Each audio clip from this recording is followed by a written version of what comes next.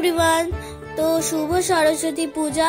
তো আমি আজকে নিজের হাতে পুজো করব সরস্বতী পুজো এই বছরটা।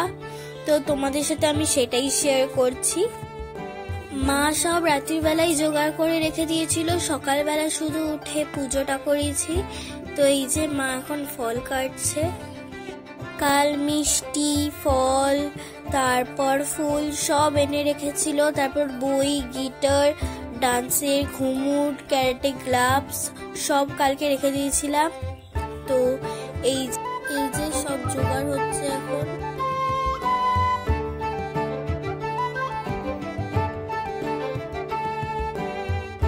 এবার সবাই রেডি